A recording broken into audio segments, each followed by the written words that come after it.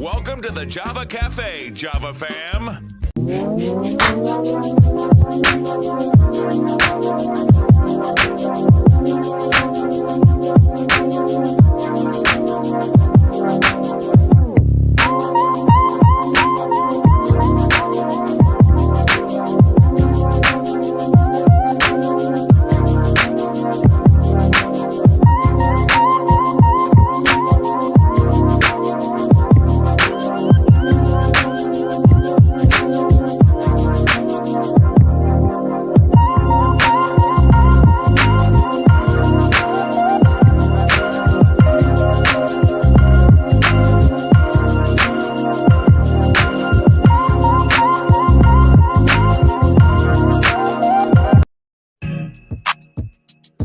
Good morning. You're listening to Java with Jimmy. Good morning, everybody. Good morning. Good morning. Today is Wednesday, October 3rd, 2022. I'm telling you all now, it's probably going to, well, there will be strong brew this morning. There are two subjects that really plagued my mind over the last maybe 12 hours or so. One of which is the fact that the governor, word leaked yesterday, that the governor is considering shutting down the Orange Line for 30 days. We don't have the details yet. I'm not aware if it's the whole entire Orange Line or if it's just certain parts of it. And so we're going to wait until he does the press conference, but have some commentary about that. And also, I struggled with whether I was going to talk about this next topic, and I did a little bit on social media in some posts and comments, but I want to send an encouraging word to Bishop Whitehead out of Canarsie, Brooklyn, New York. I've observed his posture, and I'll give some history about him. I followed him since about 2014, so for about 8 years. So I'm familiar with him. And then this unfortunate situation happened, and by what I'm observing, it's just becoming more and more unfortunate based on what I'm seeing on social media and his lives. And so we'll talk about that shortly. Mama Java is in the room. Good morning. Good to see you in the room. Opal, good morning. Good to see you in the room as well. Sister Debbie, good morning. Gail, good to see you in the room as well. Also, Dora, good to see you in the room. Oh, I'm here for seeing how my husband's son works for the. Oh, so we're going to need to have a conversation because, I mean, all right, we'll get to that in a minute. Let me finish saying good morning to Shad. Good morning. Good to see you in the room. Boston Wild Black is in the building. Annette, good morning on purpose, sweetheart. Good to see you in the room. One of our charter original members, and got us to understand that saying good morning on purpose is definitely significant. Dre, good morning, brother. I saw that post. I love observing your journey, man. That is dope for you. That is dope. Tashad, definitely a huge commute disruption. I'm going to go ahead and finish saying good morning, and then we'll get into this commentary. Daryl, good morning. Good to see you in the room. Pastor Marion, good morning to you. Rena, good morning. Good to see you in the room as well. All right. So yesterday, I was doing something, finishing a call, and I hopped on Twitter and I saw a tweet about the governor is going to announce that they're strongly considering shutting down the Orange Line for 30 days. Now, back up a little bit. Back in December of 2014, I believe they were in transition. I don't know if the Baker administration was in, but I know they just came off of transition with Patrick, and I believe was transitioning into the Baker administration. And there was a young woman by the name of, I believe, Beverly Wright. I believe that was her last name, but her first name was definitely Beverly. And there was a press conference. This was around the time that you all had 100 inches of snow. And I say you all because that was during my little excursion where I thought I was going to live in Brooklyn for 3 years, and it only wound up being 6 months. So during that time, Mayor Marty Walsh was just coming in. He had been in about a year, and we, would check in. And he was like, "Yo, James, like they're beating me up about the snow, and the Patriots won, and we needed to have the parade, but some people in the community were upset that we cleared the snow. There was just a whole bunch going on with the snow, and it affected the MBTA. Like, I heard horror stories, and I got back here in May, and there were still issues with the T. There were big snow mounds that were around until like May or June. They didn't melt all the way down. So anyway, to speed things up, there was a press conference about the MBTA, and Beverly Wright basically felt that she was being pushed out. And I don't remember verbatim, but I remember the press conference. I remember her cadence.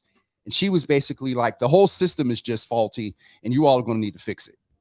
And here we are 7 years later, where the feds, Department of Transportation, which is so interesting because I worked at DOT out in Cambridge as a teenager. Department of Transportation has the MBTA by their neck. And it's basically saying you all have a lot of safety issues. There are stories on the Green Line crashing. There's the runaway trains that have happened with the MBTA, even though they tried to make some of the workers the scapegoats. There are multiple issues with the new trains. And so here we are, where the governor is going to say, hey, we're going to shut the Orange Line down for 30 days. Now,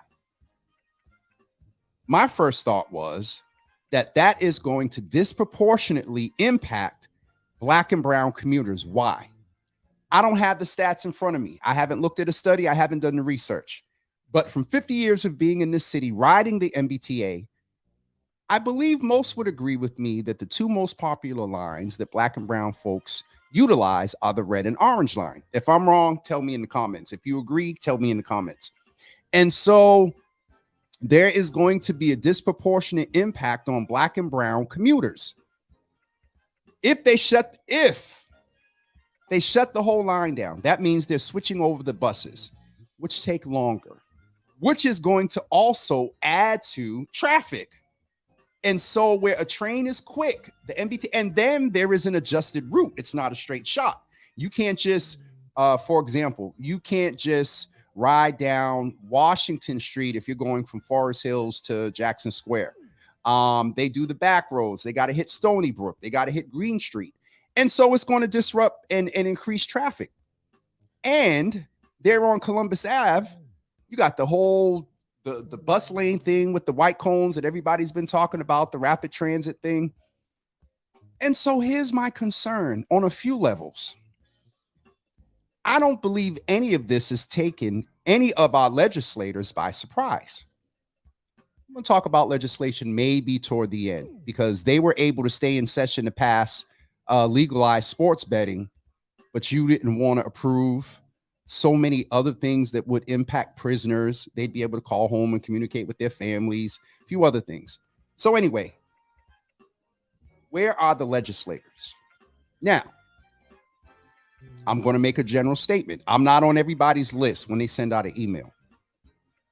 But I just find myself thinking about, and Carlos Enriquez put a tweet up about talking about those who represent us. I don't believe any of this possible shutdown is taking any legislator by surprise. And so where is the warning? Where is the Black and brown representation in the contingency plans around what they're going to do with the Orange Line? Yeah. This is my concern, because it's already often behind schedule. There are safety issues, and now you're potentially going to put folks on buses. And so, and it's a catch-22. Let's be 100. You want the MBTA fixed, but you still got to function, get to work, get to school, pick up kids, go shopping, and all of that. And so there are issues around transportation equity generally. And now this with the potential Orange Line being shut down for 30 days. I remember Washington, D.C. a couple of years ago. I believe they shut down their system for 1 day. They gave good notice, and they shut down their entire system, I believe, on a weekend day or something for like 1 day. I don't remember all the details, but there is precedence to shutting down, a line or a system across the country.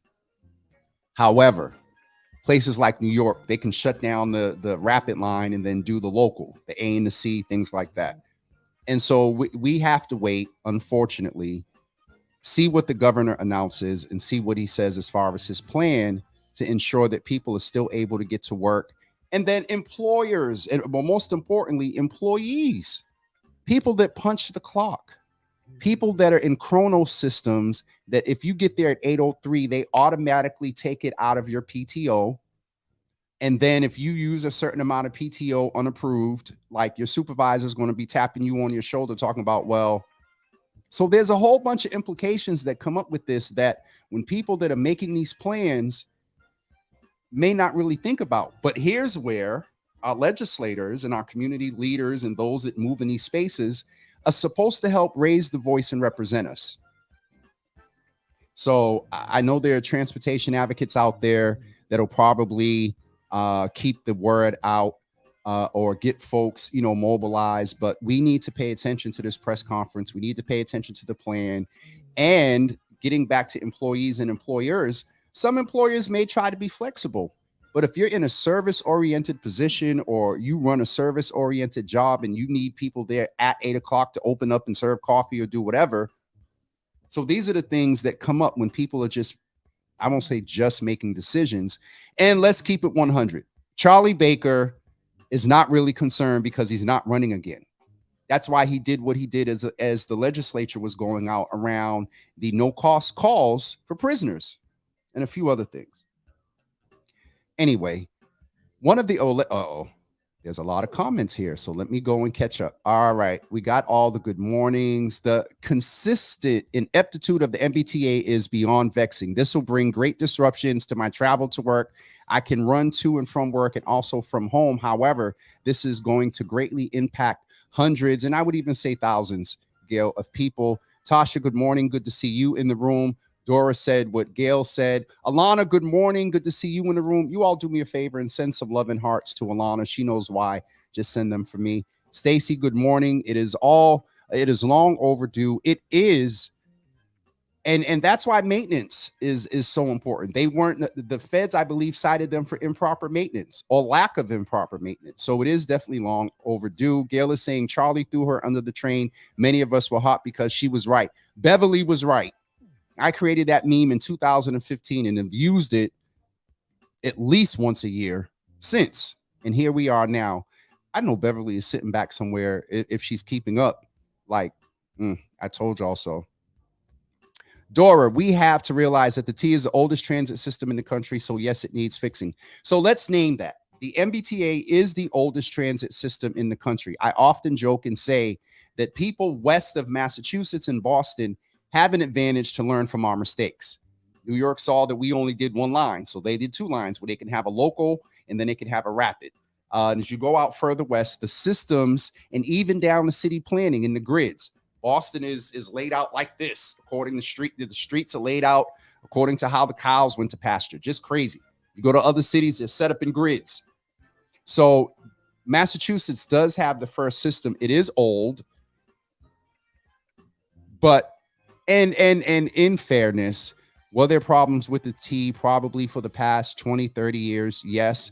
And so every administration that was in has some role to play in maybe not aggressively addressing the maintenance issues, but right now it's in Charlie Baker's lap.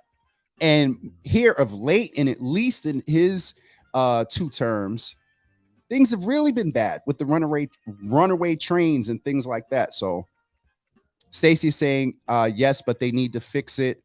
All right. Facebook user, not sure who this is. It wasn't a concern till the issues happened in Medford. Who lives in, I don't know who you are, but this is the issue. Domingo, good morning. Good to see you in the room. Domingo saying, let's talk about the contract, the private bus companies. That part. Because the other thing is, and Mingo raises a good point. It used to be that it would be the MBTA buses that would, do the shuttle service. But I noticed a few weeks ago when there was an issue, I think with the Blue Line, I was downtown, and it was like the Yankee bus company and like they're doing 47 passenger coaches and whatnot. Now in this heat, I get it. You don't want folks on the bus passing out. They get stuck in traffic. That's real. But Mingo raises up a good point. Like, are there black and brown companies that are going to be hired to do some of this shuttle service? Great question.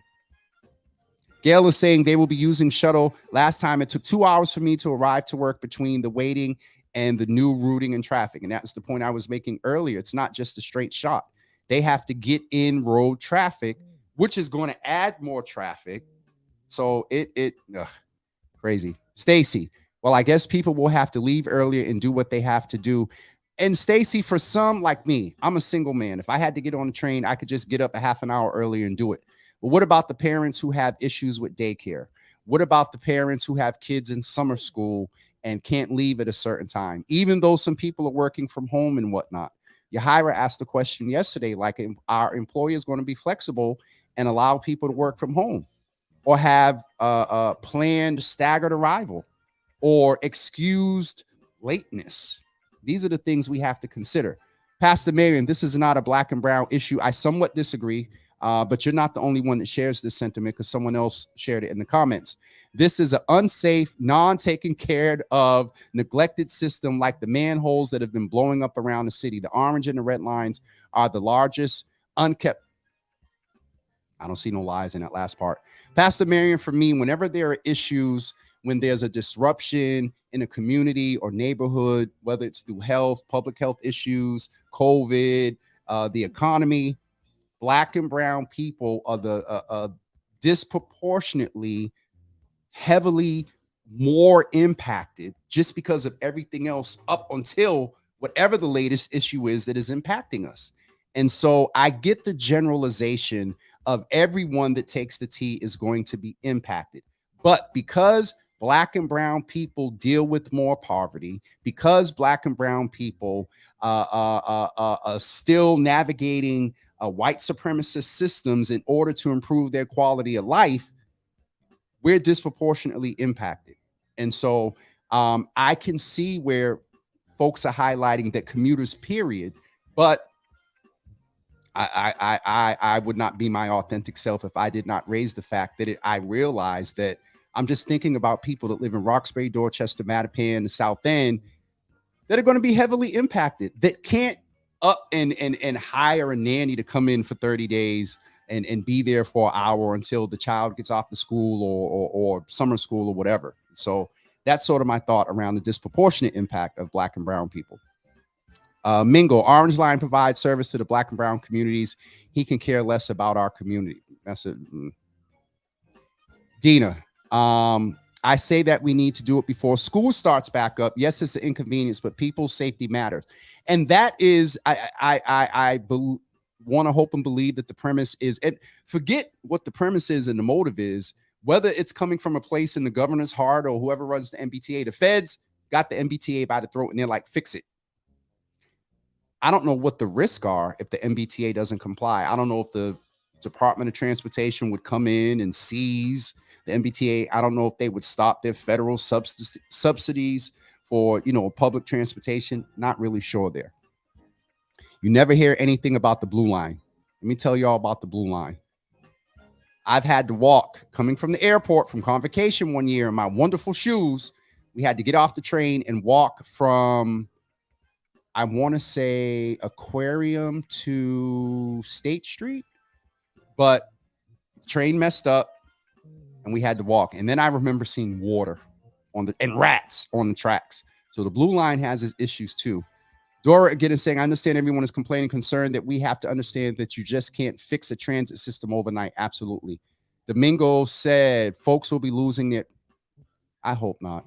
But these are the things that I'm thinking about. You got somebody that up until this may have been on probation, dealing with issues, and they got a warning. And if they're late one more time, no matter the circumstance, this is real. I'm going to stay with this for a few more minutes, and then I'm going to go over and talk about our wonderful bishop out of Brooklyn. Stacy is saying, safety first. It needs to be fixed before someone gets hurt or killed. People have been hurt and killed, unfortunately. Wasn't there a young man that was recently killed on the orange or red line? The train took off with him or closed his arm. And I don't mean to disrespect his memory without saying his name and knowing the exact circumstances around his death, but there was a death. I know, I remember that much. Dina, Blue Line gets shut down. They just don't they just don't report it as much. Miss Teresa, good morning. Good to see you in the room. Good to see you. Gail is saying there are 4 bus routes from Mattapan that rely heavily on the Orange Line. While I respect the age of our transit system, a federal mandate should have not been required to address the. I'm gonna leave that there. Mingo and Dina, thank you. It was, and Stacy, it was the red line. Red line, his whole body. Terrible. Yes, it happened on the red line. Okay. So we got to pay attention to what the governor is going to announce. Let me just check Twitter real quick to see if there's a release, a press conference release. Speaking of a press conference, I think I can do this from memory and look on Twitter and talk at the same time. Some clergy is getting together today to talk about making a stand against white supremacists and whatnot. And so I believe I'm going to try to get there at 12 o'clock and cover that. But let me look at MBTA or governor, Mass Gov, Charlie Baker.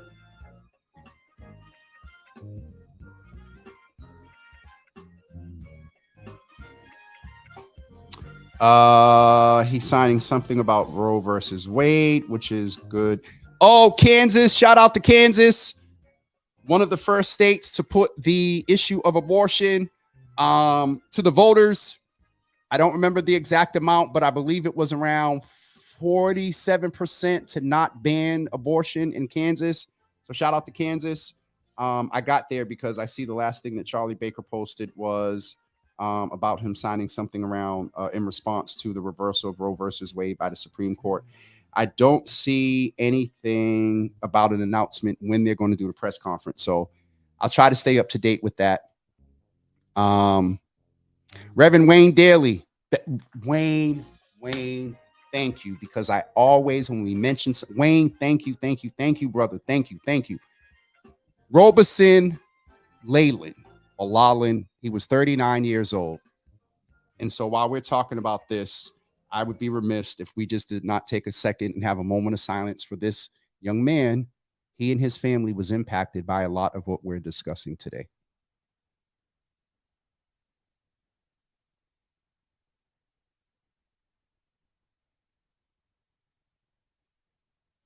Reverend Wayne Daly, thank you, sir, so much for putting that information, his name there and his age too. Thank you, sir. Thank you. Dina, I'm trying to definitely get there. I have a 1 o'clock that I'm going to see if I can push back, but yeah. Dora's saying my son works on the red line, husband green line, the two worst. Jim Spafadora, do the employees get paid for 30 days while they do whatever they do to fix the mess? Because they won't be, presumably the train drivers won't be working. Great question, sir. Sister Sarai, good morning. Good to see you in the room. Leslie, that was your cousin, brother Roberson? You all send hearts and praying hands to Sister Leslie as well. Wayne, again, thank you, sir. So one of the other things that was on my mind last night, Sister Leslie, we send you thoughts and prayers, and please convey our condolences to the rest of the family as well. One of the other things that was on my mind last night, and I have been trying not to talk about it here, but so as I mentioned a few minutes ago, 2014, I thought some of you may remember, we had a going away party. And I was leaving Boston for 3 to 5 years, got a job at Cornell Medical School in Manhattan and moved to Brooklyn. And in that time, we didn't know a lot about algorithms, but being on social media, I was seeing, and then watching the news there, I was seeing this young man that was a faith-based leader, but doing a lot of advocacy around violence and equity in Brooklyn. And so somehow his social media popped up. I followed him. I think we exchanged like maybe 1 or 2 messages back. And that was really it.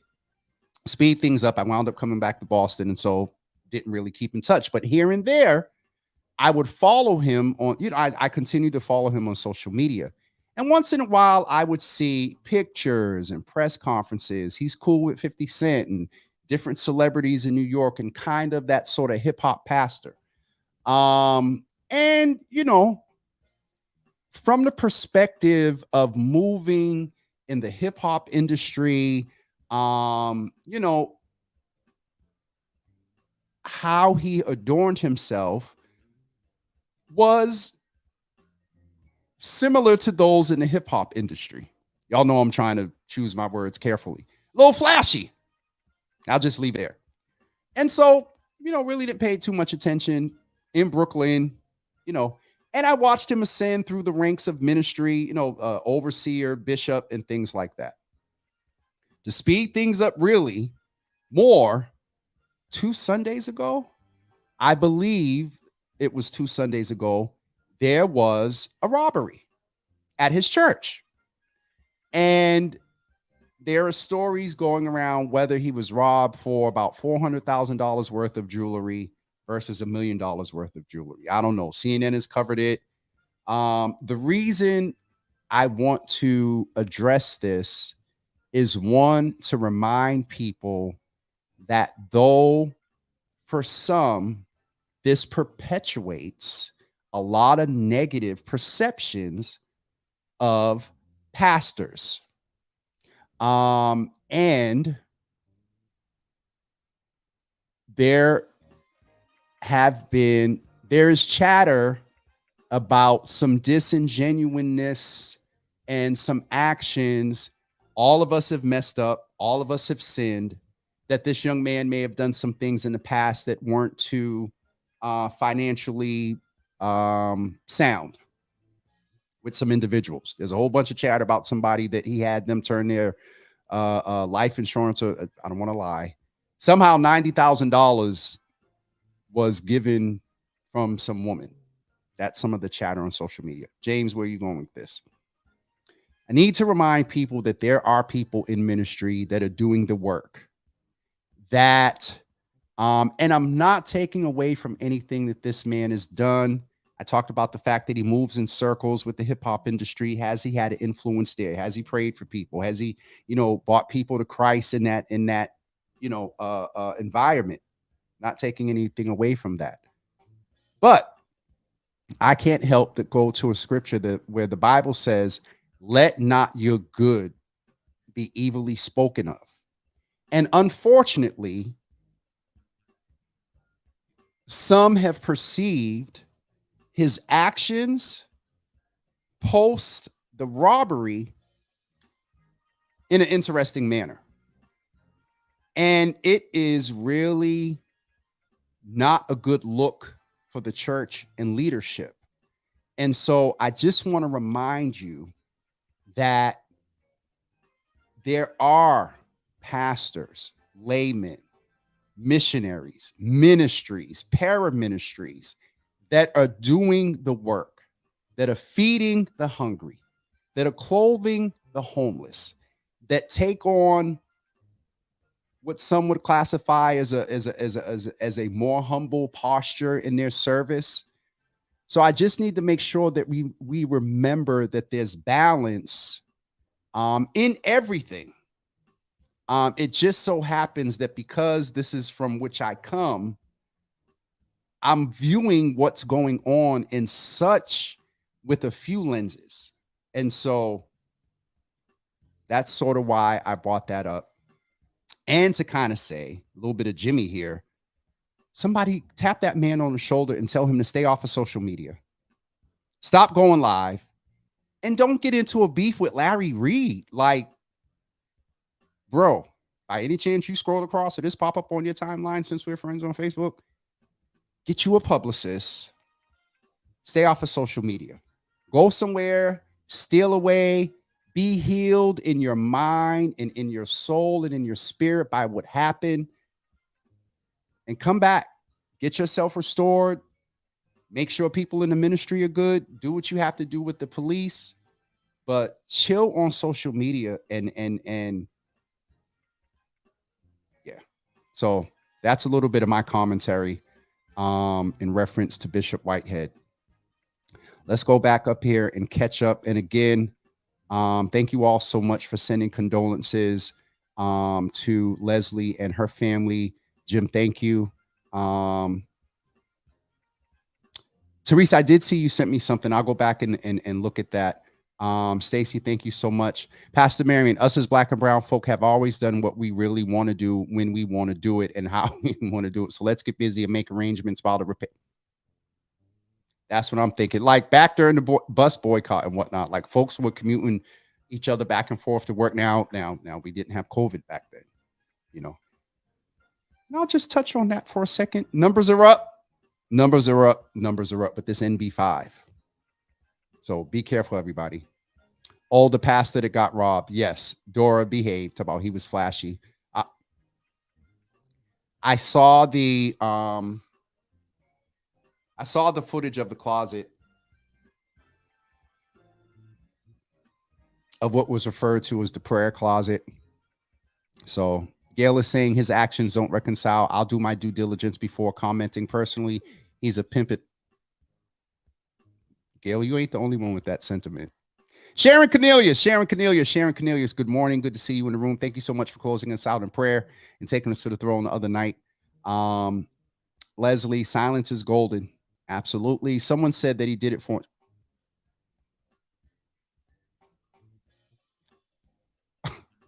I thought Gail said truth. He does require a publicist. I saw what I wanted to see in my own mind. She said truth does not. Ooh, okay. Teresa, I ain't messing with you. Steal away because we ain't got time to stay here. Got it. Asia, you one of the most honest, blunt people I know. And I really feel bad because it is to some extent an indictment on the church. And it's just not a good look. It's just really not a good look. All right, folks, I'm going to get ready to wrap up. Just to keep you reminded of a couple of things, please don't forget this evening at 6 p.m., I and the other 20 commissioners, along with the staff, will be at the Bruce Boland Building for a listening session for Black and brown men.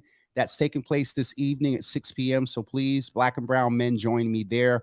Also, don't forget, it's no more rehearsals, but Brother Danny and I will be directing the gospel choir at the Mayor's Gospel Fest this Sunday at 5 p.m. Leslie and a couple of other folks that's on the choir, they moved up the sound check time to 2:45. So I'll get that email out to y'all. But since y'all are on, I'll give y'all a word now. We need to be there at 2:45 for sound check. So I'll get that out to everyone. I heard something beeping. So that's it for me this morning. We will be back tomorrow morning at 9 a.m. I don't know. I mentioned going live from the meeting today. I believe there are going to be some elected officials there. So I'll have to feel the temperature of the room to find out if it's appropriate to go live or capture anything, or maybe I'll do some video and cast it in the morning. But I just wanted to let you guys know that. That is it for me this morning. Oh, please don't forget Saturday at 9 a.m. I understand the early part of the morning is sort of an invitation event, but I've been told by the director of programming at the Java Fam is welcome to come. We will be featured on the main stage at the Mayor's Open Streets event on Blue Hill Ave. They're shutting down from Dudley Street all the way up to Grove Hall. There will be a main stage somewhere there in the middle. The flyer is currently being updated, and so as soon as I get it, I will post it. But we are kicking off the main streets, the main stage. I keep saying main streets, the Open Streets main stage this Saturday at 9 a.m. Over there on Blue Hill Ave. So you all are more than welcome to join me. I'm interviewing. The list has about 8 or 9 people so far. A couple of quick interviews. Some pillars in the community and those that are doing great work in the Roxbury area. So please consider coming out and joining me on Saturday. And again, don't forget Sunday, the Gospel Fest. And I think that's it. Folks, have a wonderful day. Thank you for tuning in and listening. And we will see you either later today, about 12, somewhere between 12 and 1. But definitely tomorrow morning at 9 a.m. for Thankful Thursdays. Have a great day, everybody. And we will talk with you